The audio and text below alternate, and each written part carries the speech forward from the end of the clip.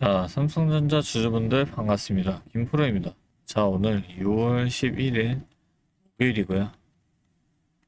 오늘 미국 증시가 5월 소비자 물가지수 상승과 미국의 이란 공습 강화로 유가가 상승을 하고 고평가된 반도체 관련주들이 하락 압력을 받으면서 급락 마감을 했습니다. 여기에 오늘은 선물 옵션 동시만기일이라서 변동성이 굉장히 큰 상태인데요.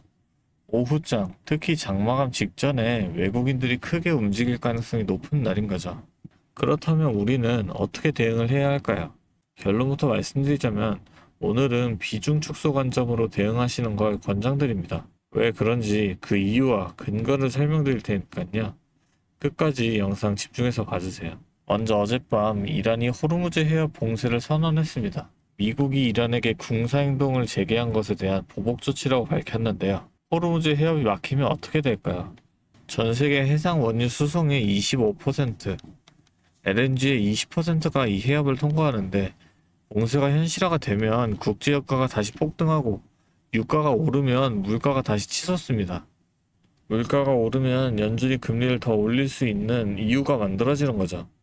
어렵게 CPI 결과를 넘겼더니 더 큰 악재가 터진 겁니다. 미국은 이란의 발표가 사실과 다르다라고 반박을 했지만 시장은 이미 반응했습니다. 그리고 오늘 하루 자체도 조심해야 하는 날입니다. 오늘은 주가지수부터 개별 주식까지 선물과 옵션이 동시에 만기되는 날입니다. 이날을 내마녀의 날이라고 부르는데요.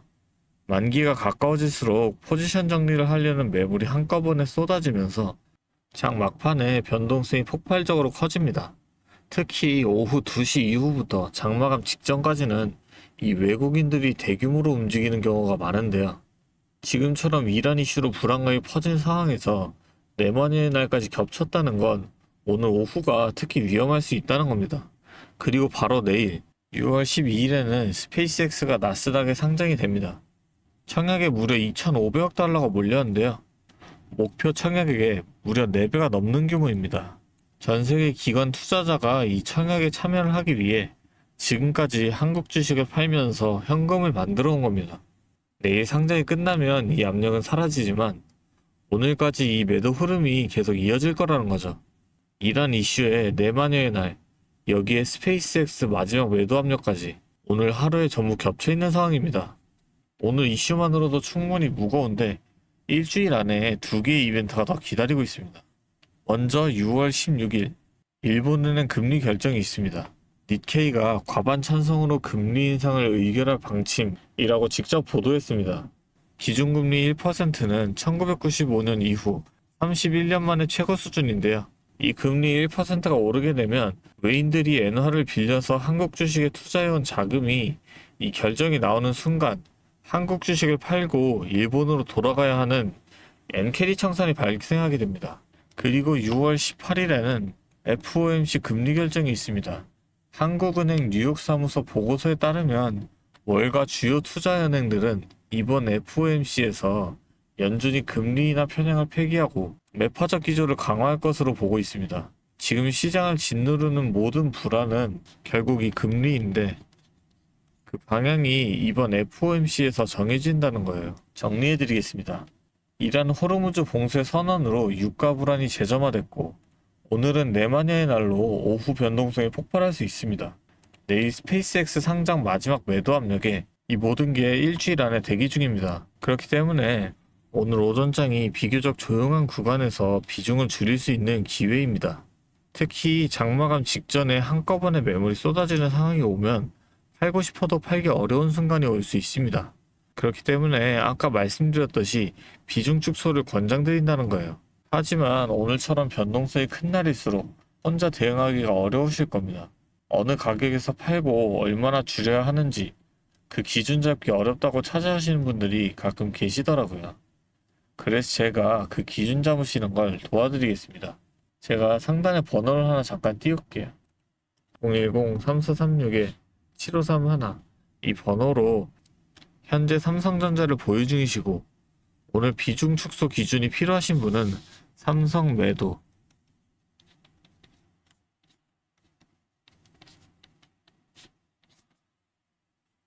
변동성이 강한 오후에 저점 진입 타이밍을 원하시는 분은 삼성 매수라고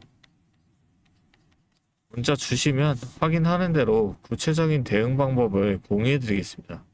오늘 이란이 호르무즈 해협 봉쇄에 나섰고 내마녀의 날에 내일은 스페이스X 상장이 되고 다음 주에 일본 금리와 FOMC가 있습니다. 일본 금리 결정과 FOMC까지. 그런데 이 모든 게 일주일 안에 쏟아지고 있습니다.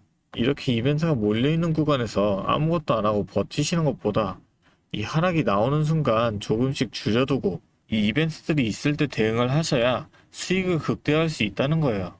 오늘 내용 마음에 드셨다면 구독하고 좋아요 한 번씩만 눌러주시면 감사하겠습니다. 그리고 제가 이렇게 또 도와드린다고 말씀드리는 이유는 저 또한 과거에 여러분과 똑같은 막막함을 많이 겪어봤기 때문인데요. 2022년에 이 금리 인상으로 인해서 시장 전체가 크게 하락했던 시기 다들 기억하실 겁니다. 당시 저도 직장 생활을 하면서 틈틈이 주식을 했었는데 회의실 구석이나 화장실에서 몰래 스마트폰으로 계좌를 보면서 한숨만 쉬었던 날들이 정말 많았는데요.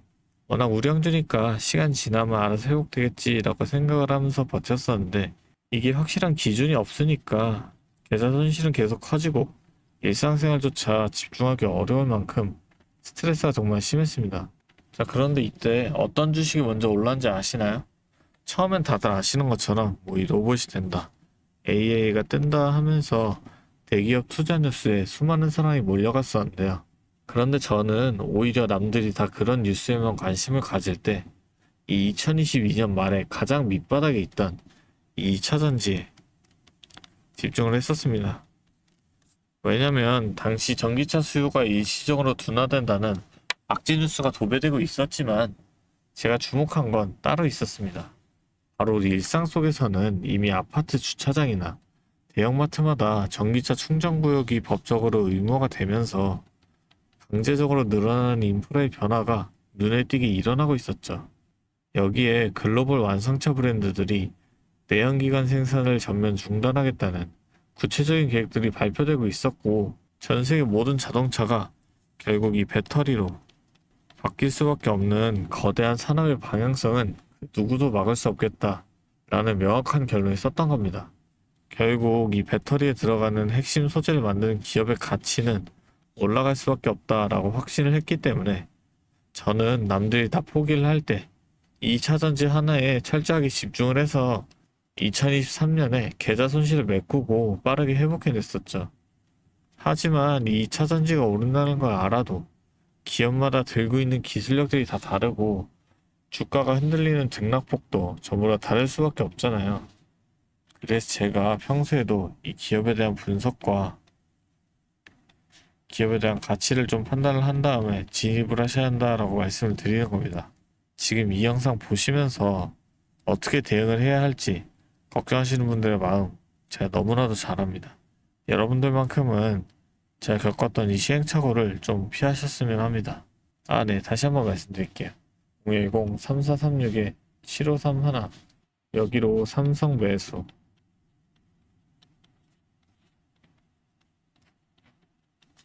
또는 매도 이렇게 적어서 문자 주시면 제가 최대한 빠르게 이 문자 확인하는 대로 여러분들이 명확한 대응 이어나가실 수 있도록 도와드리겠습니다. 그리고 여기까지 보신 우리 구독자님들을 위해 제가 아주 특별한 이 선물을 하나 준비했는데요. 방금 제가 2차전지 이야기 말씀드렸던 것처럼 시장의 일시적인 악재에 가려져서 남들이 전혀 쳐다보지 않고 있을 때 지금 메이저 자금들이 조용히 진입기를 노리고 있는 하반기 핵심 주도주 리포트를 선물로 준비했으니까요. 주주님만 꼭 놓치지 마시고 이 선물까지 함께 챙겨가셨으면 좋겠습니다. 자, 오늘 제가 준비한 선물은 요즘 굉장히 핫한 이 AI와 관련된 종목인데요. 자, 그런데 이 AI가 사용되는 곳이 굉장히 또 많고 용량도 크다 보니까 전기가 부족해져서 이 전력난이 상당히 심각하다는 겁니다. 이게 어느 정도냐면 이 데이터 센터가 쓰는 전기량이 우리나라 전체 사용량의 2배가 넘는다는 거죠.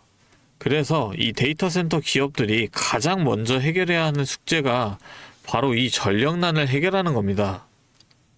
자, 그런데 이 전력난을 해결하려고 발전소를 더 지으려면 이 10년이 넘는 시간이 걸리는데 당장 내일 전기가 모자란데 10년은 너무 길죠. 그래서 오늘 가져온 게 가상발전소인데요. 이 가상발전소는 정부와 기업도 큰 관심을 보이는 핵심 사업이라는 겁니다. 그러면 이 가상발전소는 뭘까요? 실제로 발전소를 짓는 게 아니라 여기저기 흩어져 있는 전기들을 네트워크로 묶어서 하나의 발전소처럼 통합 관리하는 시스템인데요. 예를 들어서 전기차 배터리에 남은 전기를 전력망에 다시 팔아서 수익을 낼 수도 있는 겁니다. 이런 식으로 전국의 남은 전기들을 AI가 모아서 마치 하나의 거대한 발전소처럼 운영하는 거죠. 사실 지금까지는 전기를 절약해야 한다 이렇게만 생각했잖아요. 그런데 이 조건 자체를 바꿔버린다는 겁니다. 이 발전소를 무작정 지을 수 없다면 있는 전기를 얼마나 효율적으로 쪼개서 쓸 수 있느냐가 핵심이 된 거예요. 이게 바로 이 가상발전소가 앞으로의 시장을 지배할 수밖에 없는 이유가 되는 겁니다. 이미 테슬라에서는 일본에서 가상발전소 사업을 전국으로 확대했고요. 우리나라 정부도 제주도에서 이미 시범 사업을 운영하는 중이죠. 결국에는 이 가상발전소, 즉 VPP 사업이 미래의 핵심 사업으로 자리 잡을 수밖에 없는데요. 제가 이 중에서도 무려 5년 전부터 이 가상발전소를 준비해온 특정 종목 한 가지를 가지고 왔습니다. 이 기업은 다른 경쟁사들이 이제 막 가상발전소 사업에 뛰어들 때 이미 5년 전부터 대기업들과 인프라 구축을 마쳤고 범용성 또한 한 가지에 묶여 있는 게 아니라 아파트, 상가, 공장, 그리고 전기차 충전소까지 서로 다른 에너지를 컨트롤하는 독보적인 통합제어 기술을 이미 갖추고 있다는 겁니다. 다시 말해서 에너지 효율을 뽑아내는 기술력이 시장 평균보다 이미 30% 이상 앞서고 있다는 평가를 받고 있어요. 그렇다면 올해 2026년 분산에너지 특화 사업이 본격화되면 어떻게 될까요? 이 기업의 소프트웨어가 전국에 깔리게 되는 압도적인 점유율을 예상해 볼 수 있겠죠. 그렇다면 우리는 남들보다 한 발 앞서서 이 수익의 길목을 지키고 있어야 큰 수익을 가져간다는 겁니다. 자, 제가 지금 정말 공들여서 분석한 이 종목 정말 궁금하시죠? 지금 화면에 보이시는 이 번호 010-3436-7531로 선물이라고 두 글자 적어서 문자 보내주시면 제가 확인하는 대로 분석한 리포트와 함께 종목명까지 바로 공유해드리도록 하겠습니다. 제가 드리는 이 선물로 우리 구독자분들이 조금 더 여유있고 성공적인 투자 이어나가셨으면 좋겠고요. 지금까지 긴 영상 시청해주셔서 감사합니다. 김프로였습니다.